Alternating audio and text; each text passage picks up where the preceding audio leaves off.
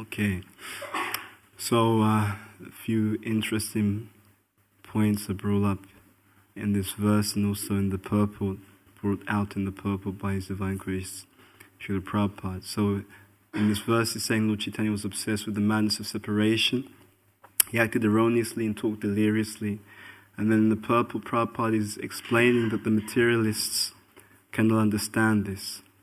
And it's a very instructive statement here. He says their problem is that they always engage in material sense gratification and can never understand the feelings of the devotees in the Lord. Okay, so we have these scriptures, we have these pastimes that we hear, we have the understanding, the philosophy, the tattva.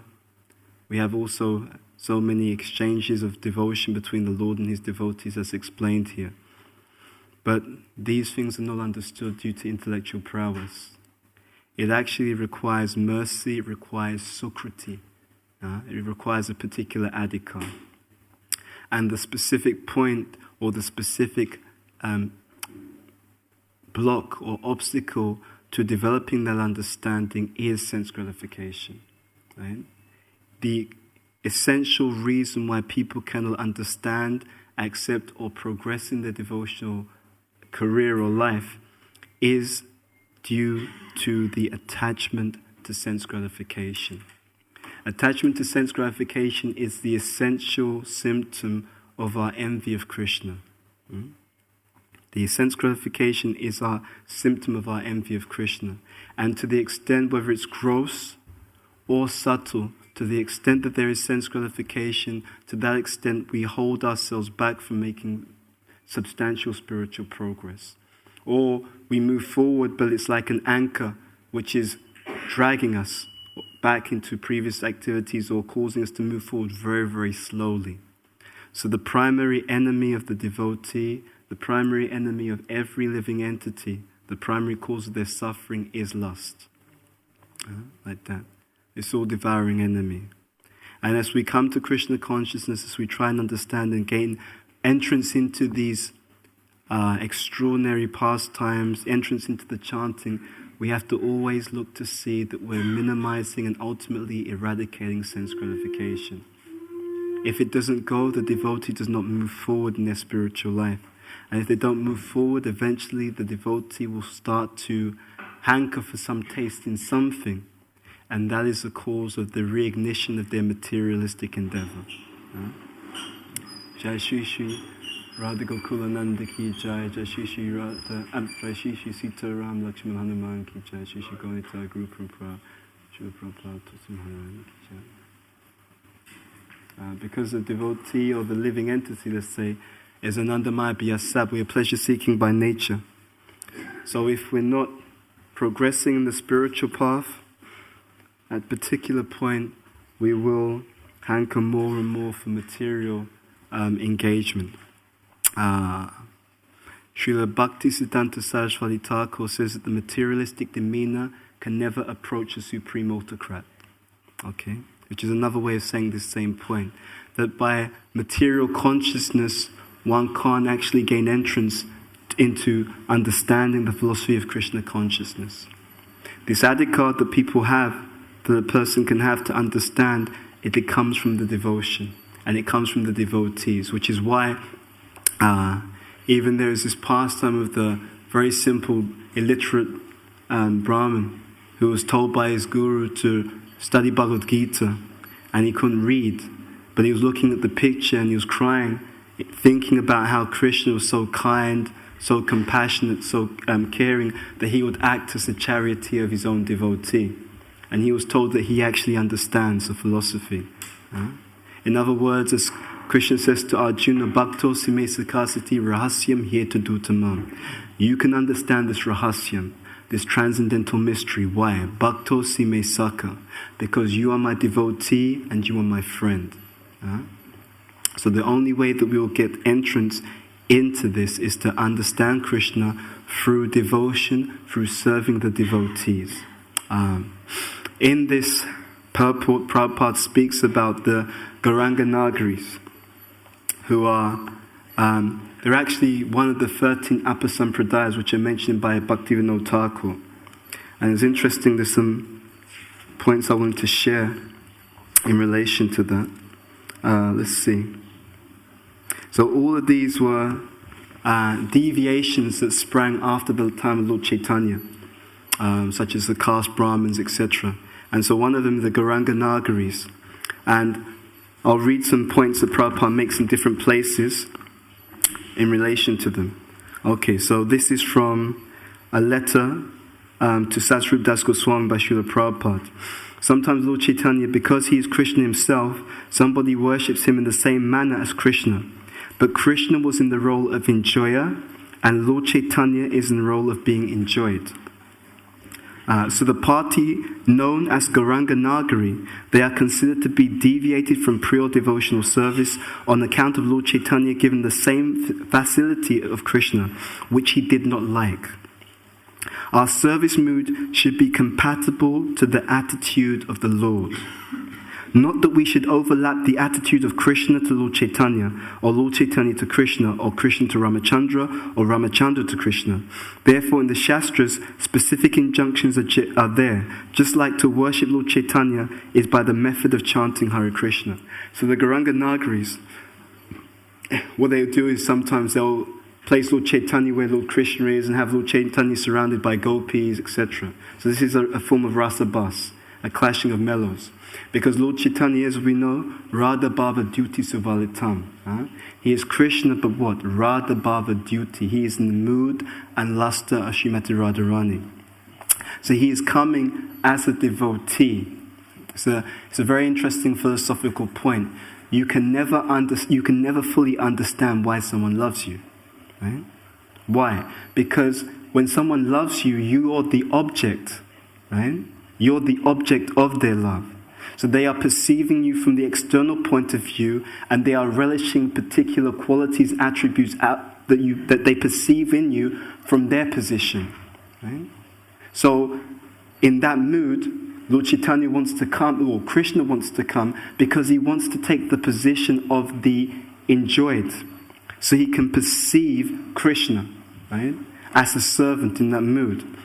In a further verse, later on in this same chapter, I'll just read it to you. It's a very interesting statement that's made. And it's actually Krishna, one of Krishna's observations about Srimati Radharani. And he says here, this is in verse, 126 of the same chapter. He says, whatever pleasure I get from tasting my love for Srimati Radharani, she tastes 10 million times more than me by her love. Okay?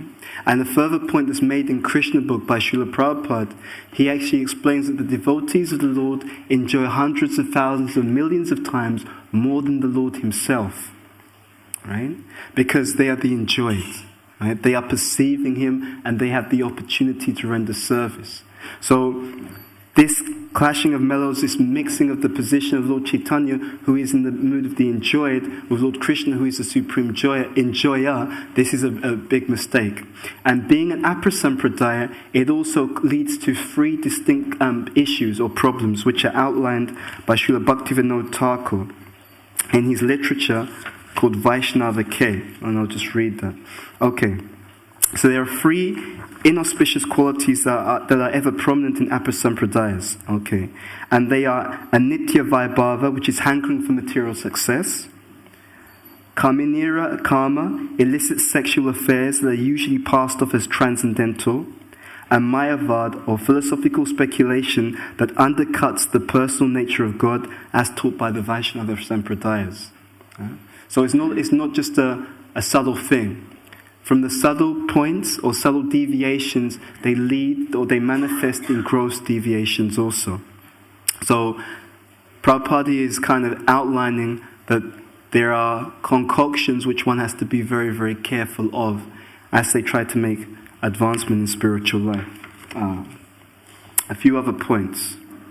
Okay, so ultimately we understand that it's only by purity that we will be able to understand Krishna. It is also the case that what is understood by devotees are based upon their level of advancement, and also which completely relates based upon the mode they're in, right? That which is considered self-evident truth is actually based upon the particular mode of a devotee, right? It's interesting, there are some... I wrote to Pankajangri Prabhu recently, so I was asking a question, and he made a point. It was about how we understand as devotees, how we understand how we've been blessed and what particular service we should do in relation to that, to the blessings that we receive. And he made a very important point. He said that if one has been blessed in a particular way for a particular service, he said he would expect that one would automatically have an intuitive understanding also as to what one should be doing based upon that particular blessing or empowerment, right? So this is where it begins to get very kind of subtle, right? So this idea is that you may receive a certain empowerment or a certain blessing, and he said he would expect that the devotee who's been blessed in that way. He said, well, the point is that generally all devotees are empowered. Let's go back a step. All devotees are empowered. It's simply a question of degree and what they are empowered for. The point he was making is that special empowerment is given by Krishna or Krishna's advanced devotees. And he was saying that if one is blessed or empowered in a particular way, what he would expect that one would have an intuitive understanding. So this leads to a further, more subtle aspect of Krishna consciousness, because what you may perceive or understand based upon certain signs that may be given, another person who may not be in the same mode or may not have the same level of adhikar, to them it may not in any way be conclusive or in any way symbolize or indicate something.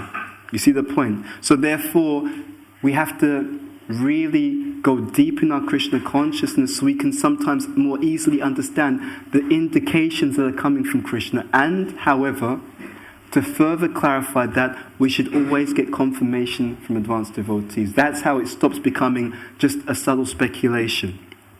But we should be careful not to think that what can be perceived by one person, if we can't see it, therefore it's a load of nonsense. Right? Because it's also based upon the particular qualification. Someone told me recently, it was an interesting situation. So Radhanath Maharaj, there was one of his disciples, a very good disciple, and he was trying to find a suitable partner for them. So he was praying to the deities, and he got a particular indication from the deities. Right? Something happened, and then he made some inquiries to the marriage council, and they all, and what they did is, because the indication of deities indicated that a particular devotee would be good for this other devotee who he was trying to find a partner for. So then he approached the marriage council, and they did the astrology, and the astrology said it's a terrible match, right? They said, no way, we won't recommend this at all. And he tried to, they checked a few times, and every time the indications were this would be a terrible combination. The last astrologer they checked said that this would be did the same thing. They said it would be a terrible combination except for one thing. It said the indication in this chart shows that if both people do this as a service to their guru, right, on that one platform, only on that platform they can work. Like that, It was very, very interesting. But the confirmation had come. Right? But because of the adhikar, it could be understood, it could be captured. Right? So there are deeper and deeper realms of spiritual life, but they are accessed based upon adhikar. Right? And therefore everyone's spiritual experience is actually very, very different. Right? And this is also very, very exciting. There's no limit to how much we can experience in spiritual life. It is simply a question of how much we're prepared to trade sense gratification for service. Right? It is that simple. Entrance into spiritual life, into Krishna consciousness, is based upon the degree to which we're prepared to give up sense gratification, and the degree to which we're prepared to take up a mood of genuine, sincere, selfless, devotional service. And to that extent, more and more and more is accessible, and it's a whole other universe that we can explore, engage in, and serve. That's one point. A further point is this statement that Prabhupada makes here. He says, materialists are most abominable in their ideas. Now, it's a small statement, but this is like a sutra. I remember I was speaking to one person who used to work in our organization, my employment organization, and they ended up having an abortion, right? And it was very sad actually, but it was instructive, the words that they used, right? They had an abortion. Their idea was that I'm not in a position to take care of a child, etc., etc. And then they said this statement. They said that I know it's only a collection of cells, actually, because they were really distraught and disturbed about it. And said, I know that really it's just a collection of cells, right? But etc., etc., etc. But this is a point that's being addressed here by Srila Prabhupada. Right? And this is such a crucial point. Materialists are most abominable in their ideas. The reason why people can do these things is because they have a conception and an ideology that supports that kind of behavior. Right? Because the idea is there that it's not a real being. Right? You haven't actually murdered a child in the womb. Right? It was just a collection of cells. It wasn't alive. Therefore, we can do this, there's no problem, right? Similar point, actually. The idea, because we said Vaishnava K, Bhaktivedanta said that there's three things that sprout from this Apasampradayik understanding. And one of them is Mayavad, he says, impersonalism. And that's also an ideology that becomes very dangerous. We look out into this world and we see that there is more and more atheism, right? And we think, where does it come from? One of the causes of atheism is Mayavad. Right? Because when you depersonalize the Supreme Personality of Godhead, then you can do anything. Right? It's the same psychology. So when you look at Nazi Germany, what happens? The Jews, they're not real people, right? I think that's one of the terms that was used as goyim, they're cattle, right? They're not real people. They do not have real feelings. They're not, they're not like us. Therefore, if you abuse them, persecute them, destroy them, it's okay. Right? When you depersonalize someone, it's usually the precursor to abuse, right? But we should remember, this is why Prabhupada, he doesn't even just, when he's speaking about the Supreme, he doesn't even just say God, he doesn't even say Krishna, it is always the Supreme Personality of Godhead. He hammers the point again and again and again, the Supreme Personality of Godhead. Right? There's a very different mood, a very different connotation that comes from that. So you're dealing with a real person. Right? When we chant, all of our services, when we're serving on the altar, when we're interacting with his devotees, his family, you're dealing with a real person. Right? A real thinking and feeling person. One devotee told me that Krishna is so soft-hearted, he can't even chastise a living entity himself, so he gets Maya to do it on his behalf. Right? He just feels too, like he's too sensitive or considerate or soft-hearted, he can't do it. So therefore, that service is given to Maya. Right? We're dealing with a real person. And this is an understanding that can empower every field of our devotional service. Everything. When we're chanting Hare Krishna, what is our understanding? That name is alive. Right? That name, Krishna, that name is actually alive.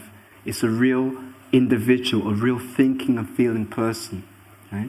And with that conception, that understanding, then we're more careful about our interactions and our dealings with that. Because we know we're dealing with someone who's cognizant, sentient, and who feels and is aware. And therefore, naturally, it raises our level of attentiveness and our level of care and service to that Supreme Personality in whatever manifestation that he is presenting himself.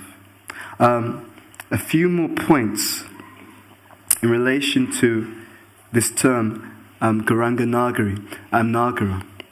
Because actually, and this is from the previous purports to CC, Nagara means enjoyer. Right? So Prabhupada says, from the life of Sri Chaitanya Mahaprabhu, an intelligent person engaged in pure devotional service can understand that he always felt separation from Krishna within himself.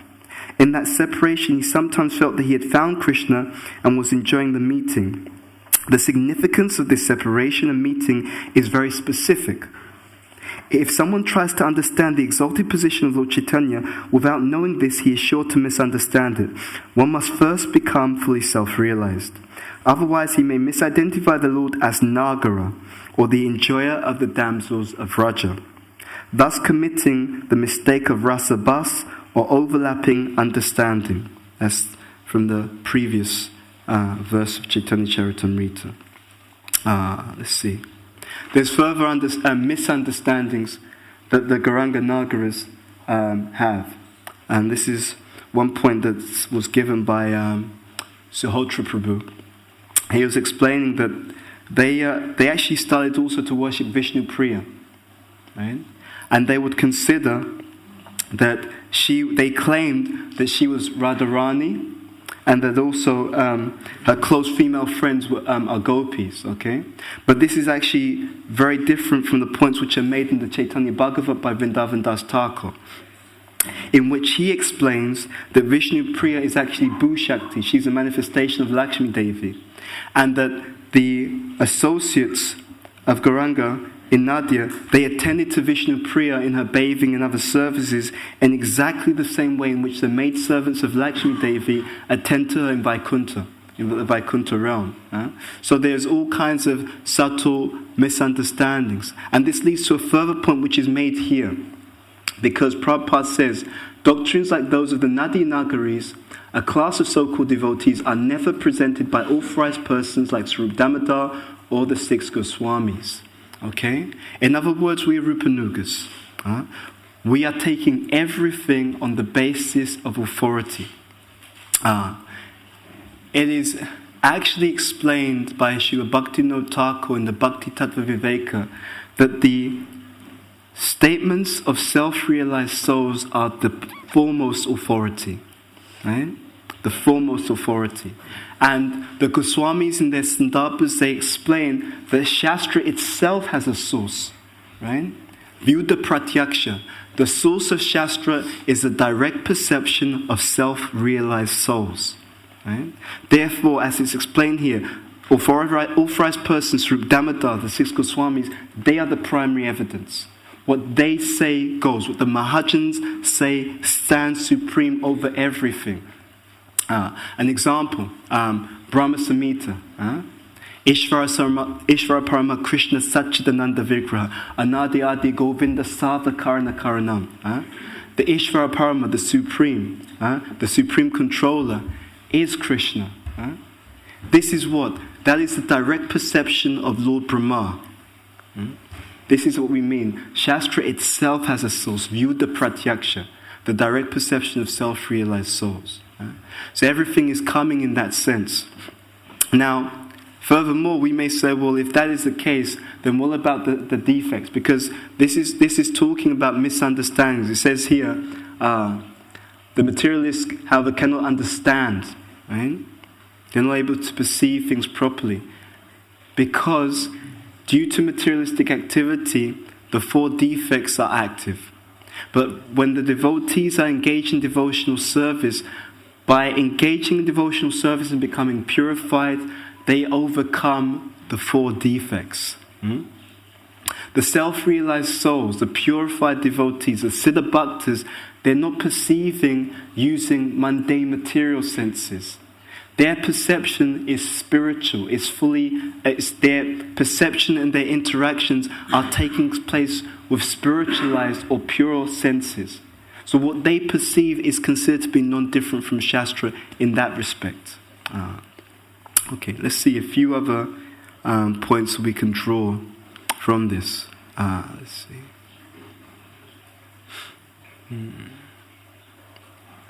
So it says here, the problem is they always engage in material sense gratification and can never understand the feelings of the devotees and the Lord. Okay, so even in the external world, we have this principle of projection, right? So Prabhupada says, Atmavam manyate jagat. Everyone sees the world according to their own position. Atmavam manyate jagat. So, for example, a greedy person sees everything else in relation to that, right? Even the greedy devotee. right? I'm a devotee and I'm trying to hold everything for myself. Therefore, I can see this devotee is collecting all of these things together. He must be hoarding, right? Let's see. There's a very interesting series of statements made by Bhaktivinoda Thakur about the different classes of disciple. And there's one class of disciple where they advertise their guru, right? But they're advertising their guru as a means of indirectly advertising themselves, right? You understand the point? My guru is great, right? And I'm close to my guru. You know what that means? It means that I'm great also, right? In fact, my guru is great. You know why he's great? Because I'm his disciple, right? That's his claim to fame. Because I'm his disciple, I'm also, he's also great, right? I've glorified him by accepting initiation from him, right? And it relates to this point. My guru is going around and, he's famous and, there's some promotion, right? So therefore, because he's doing it, I can do it, right? Whatever purpose he has, because he thinks like me. So it's okay to glorify myself. They don't understand, they project. Right? The anatta that's present in that person's heart, they then project onto their guru, but in the reverse sense, right? So it's verified, right? I'm justified in self-glorification because guru does it, without understanding that the purpose behind the advanced devotee's activity and the purpose behind a neophyte's devotee's activity are very, very different. It's a similar point. This misunderstanding. They see the activity, but not the consciousness with which the activity is performed. This is why one has to be very, very careful. We see the activity, but not necessarily the consciousness with which the activity is performed. So Prabhupada talks about, he differentiates between following the instructions and imitation. Right? He differentiates. Actually, we should imitate, right? But when he differentiates, what he means specifically is that there are certain things that we do imitate. The guru and the pure devotee are chanting every day. We should chant every day, right? So we're following instructions and we're imitating, actually. But the things which are distinct to their level of advancement, we do not copy, right? Prabhupada is giving a talk, and the microphone is falling off the stand. Prabhupada turns to his disciple and says, "Give me your Brahman thread." And he uses his disciple's Brahman thread to hold the microphone to the stand, right? If someone who is just very much into Vedic rules and regulations, that would blow their mind, right? They would make all kind, what kind of guru is this, right? The sacred Brahman thread, he's using it to hold the microphone in place. That's distinct to his level of realization and purity. We don't imitate that, right? But certain things which are, in a more basic sense, instruction, and that are not just instruction, but which are being modeled by the pure devotee, attending Mangalati every day, bowing down before the deities, those things we do imitate, we do follow. But those things we understand are safe to do. Why? Because we're imitating. Why? Because we're seeing the pure devotee doing it and they have instructed us to do it. Because both things are therefore we follow. Not that they do it and it's not an instruction, but we want to copy it as well. Okay. Let's see if there's any other points we can draw out from this point. Okay. Materialists, as we said, are most abominable in their ideas. This Prabhupada writes here, they think that they can enjoy directly perceivable gross objects by their senses. Now, this is actually very interesting. Is it actually possible to enjoy the gross material world? Right? There's an ideology and there's a hope. But have you seen it actually happen? Right? Have you seen that people engage in gross material sense gratification, and is it the case that they are actually enjoying? Think about this point very carefully, because you could argue that it's not true. You could argue that there is no real enjoyment. There's no enduring enjoyment in sense gratification. There's stimulation, which is different. In the introduction to Nectar of Devotion, Prabhupada explains that there is such a thing as material happiness, but it is chapalasuka. He uses that term. Chapalasuka means it's flickering, right? It does not endure. Now we can understand further to that the very thing that causes someone to enjoy now can be the very thing that causes them to suffer later on. Is the very thing that causes them to suffer later on. Right? Because sense gratification is not just the event, but it's also the samskar that is left in the consciousness. That is why the devotee is constantly trying to give up sense gratification in the external world, and they're trying to give up sense gratification in the internal world also. Huh? Because otherwise, the meditation leads to the activity, can bring about the activity. We're meant to cleanse ourselves externally. Lord Chaitanya, Gandicha Marjan, what does he do? He's cleaning the temple. Outside, and then he goes back again and tries to get all the fine points, right? That means there is that is symbolizing or representing the giving up of gross sense gratification, and then working out to weed out all the subtle sense gratificatory desires that are within the heart. Huh? It requires one to be more and more and more selfless. And further to that, what is the activity or the sadhana that will achieve that? The sadhana is service, is preaching. The preaching mission is meant to squeeze out of the living entity all vestiges of selfishness. Right? So don't think it's something different. Don't think that when you're struggling in trying to preach, don't even think that when people reject or criticize when you're trying to preach, don't think that that's something other than part of the process of purification. It is an integral part of the process of purification. Think about this point. What are we doing here in this world? Why have we come here? The living entity has come to this world because we were envious of Krishna, right? We wanted to be the center, right? We didn't want to serve him. We wanted to be served. Huh? What is the purpose of the International Society for Krishna Consciousness? Right? The International Society for Krishna Consciousness is the mission to induce the living entities of this world to engage or to render service to Krishna, right? What does that mean? It means, in other words, the mission of Srila Prabhupada, the mission of the International Society for Krishna Consciousness, is to induce the living entities of this world to accept the very person they have come here to reject. Right? That's very audacious. Right? To accept the person they came here deliberately to get away from. Right? So it is a very great mission. Right? And it is calling upon the original nature of the soul and calling distinctly against the conditioning of the living entity in this world. So it's a real it's like a form of ideological warfare.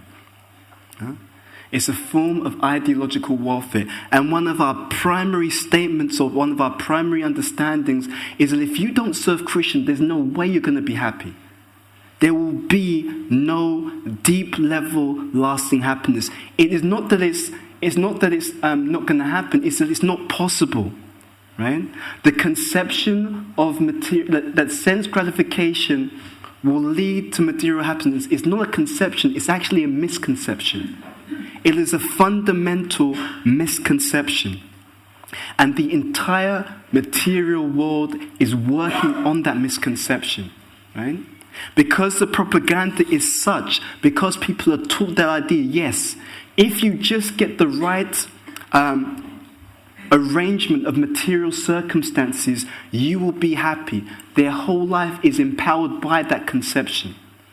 Therefore, Prabhupada is so heavy on the preaching and so heavy on distributing the books. Why? Because if you uproot the misconception, the whole activity will change. You see, so education and preaching isn't a small thing. There are many people who criticize Prabhupada. All of this book distribution, you're going on Harinam, you're talking to people. right? But when are you going to do some real service, Prabhu? You know, there's people dying out there, right? There's people dying out there. There's people homeless. There's people who don't have food, right? It's nice that you guys are talking. It's nice that you've written a few books. But when are you going to roll your sleeves up and do something real for the people, right? But Prabhupada, this is the real activity, right? Because the hospitals and the repairing people's bodies, that does not solve the problem, right? People want to have abortions. Sometimes people want to leave the world because they're struggling. But you know what? That doesn't solve the issue. Because if your karma is such that you're meant to suffer, then all that happens is you continue to suffer again and again and again. This eradicates the problem from the root. You see the point? So spiritual life is the ultimate solution.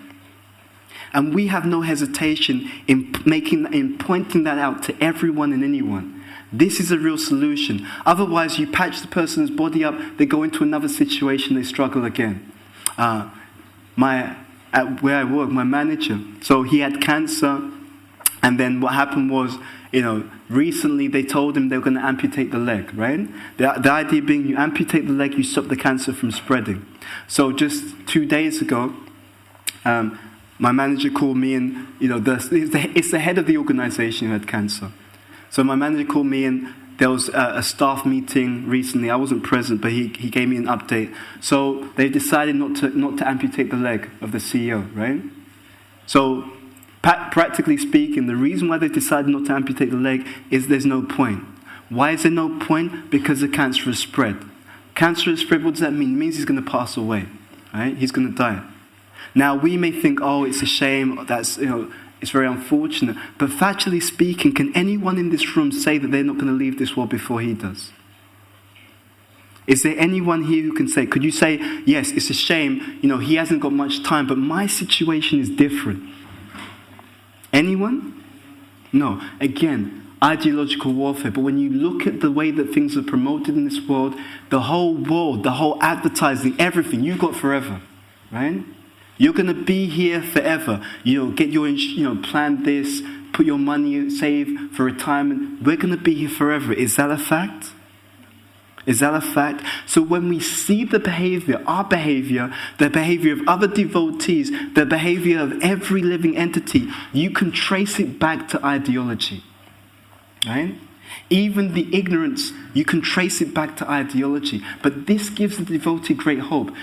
Just as you can trace back bad habits and bad behavior due to ideology, you can empower good habits, good behavior, and spiritual acceleration similarly on the basis of ideology. In other words, if we study Prabhupada's books deeply, that will make a transformation in our consciousness. It will transform the samskars, the impressions in our consciousness, and it will practically transform the way that we behave and the destiny that we're kind of moving towards.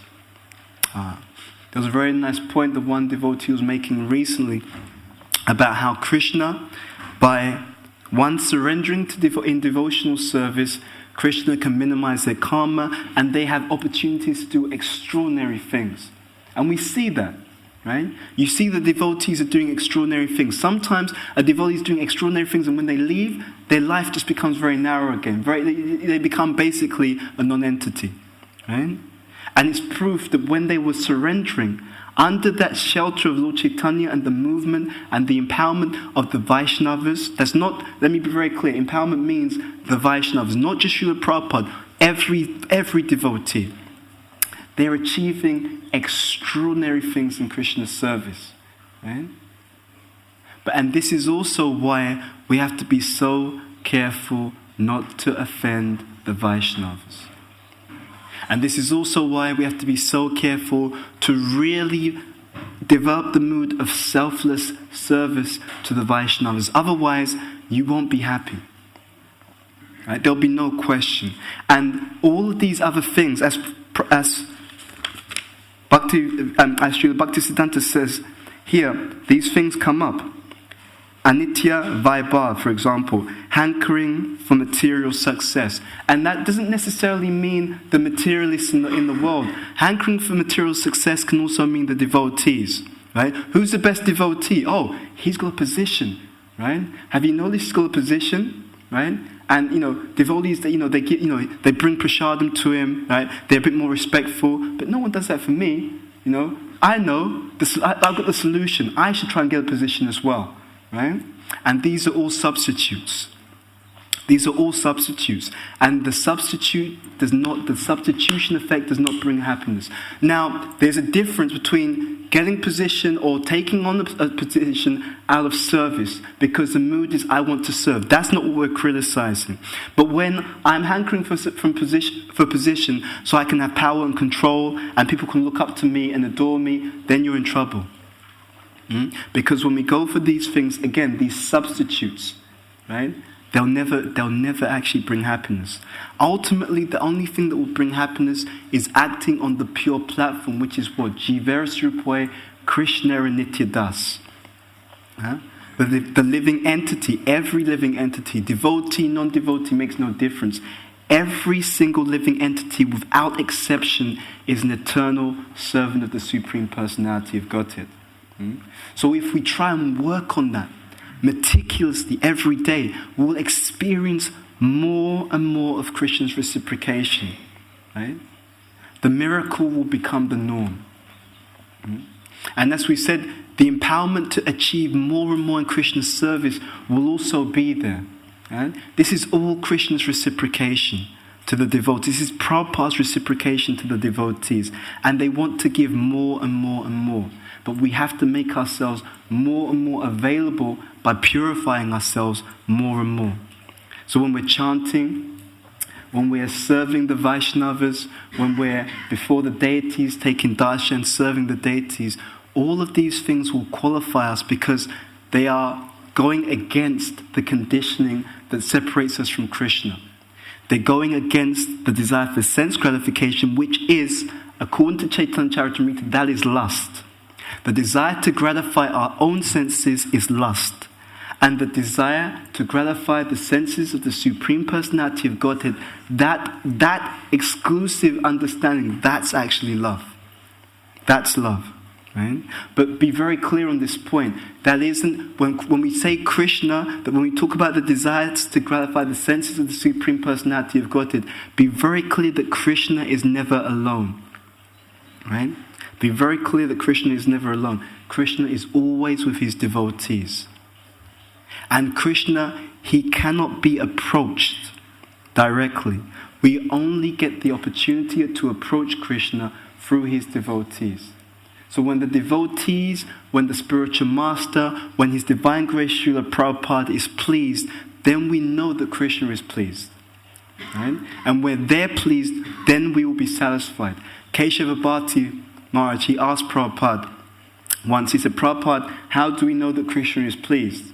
And it's very interesting because he expected the answer that Prabhupada will normally give, which is that you know that Krishna is pleased when the spiritual master is pleased. And Prabhupada turned to him and said that you know that Krishna is pleased, or you know that Krishna is satisfied when you're satisfied. Right? And he was shocked. And then Prabhupada was explaining that Mamai Vamso Jiva Loke, because the living entity is an eternal part and parcel of Krishna, that when Krishna is actually satisfied, then the devotee in the spiritual sense will feel a sense of satisfaction. Right? In other words, Machita Matkata Prana Bodhayanta Parasram Kapayantischa Mam Nityam Tusyanticha Ramanticha. Same statements Bhagavad Gita. The devotees are experiencing great bliss and satisfaction in enlivening one another about Krishna. So we have a supreme science, and one of the reasons why we should be hopeful, even when you see even so-called materialists who have intense material enjoyment, don't be fooled, because factually speaking, they can't be happy. They cannot have deep level, lasting satisfaction. Right? And that's why you see sometimes people who are extremely wealthy, famous, but they're still coming to they want to chant Hare Krishna, they want to read the philosophy. We went on Harinam years ago. We were on Harinam just near Soho Street Temple. I walked by this homeless person. He was sitting on the floor, disheveled, and he said to me, he said, he said, I was in a meeting recently, Narcotics Anonymous meeting. And he said, you know what, you never guess who was sitting next to me. I said, who? He said, Robbie Williams. Right? So it's like that. It's like that.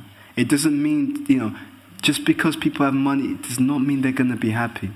It does not give happiness. As Prabhupada says, Chapala Sukha, some flickering happiness, but it is not the same as the ecstasy of the devotees. Jai Shri Shri Radha Gokula Nanda Ki Jai, Shri Shri Sitaram Lakshman Hanuman Ki Jai, Shri Shri Gauratai Guru from Brashur Prabhupada Maharaj Ki Jai.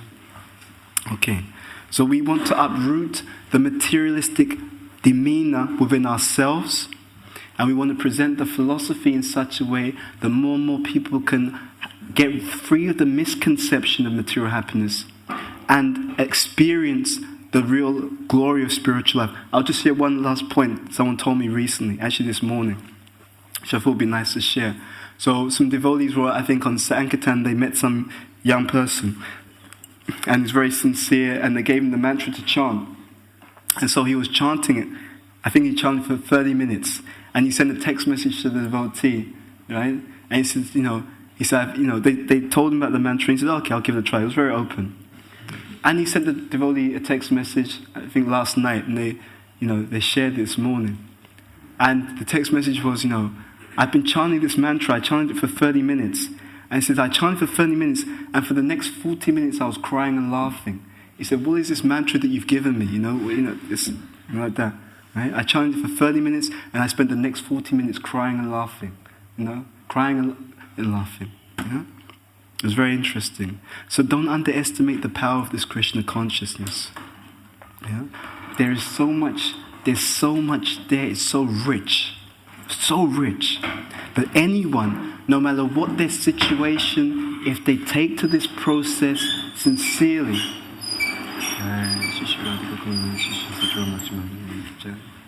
if they take to this process sincerely, there'll be extraordinary, brilliant, rich spiritual experiences and adventures, far more exciting than anything you could experience, no matter how much money or material influence. Far greater, much greater, and much deeper and much more nourishing and powerful. And then also, not only can you experience it yourself, but you can also give it to other people. You can give it to other people by preaching. You can give it to other people even by association. There's one devotee, when he started coming to Krishna consciousness, he would speak to his family. He didn't even tell them he was a devotee. He would just speak to them about behavior. You should behave like this. And he was explaining that his youngest brother one time went to him and said, he said, even when you're not with me, he said, I feel like you're always there with me. You're constantly there watching me, guiding me, and correcting my behavior. Right? In other words, what was happening is, by association, by sympathy, devotion is what's the term that one devotee used? Bhakti is transmitted from one sympathetic soul to another. Just by association, what this other person was experiencing was a super soul. By the association, by the favorable receptivity, what he was experiencing was a super soul, right? Just by association. Anyway, so we'll stop there. Shri Chaitanya Charitamrita ki jai, Shri Prabhupada ki jai, Jayantai Gaur Premanandi, Hari Hari Bol. Any questions or comments, please? Yes.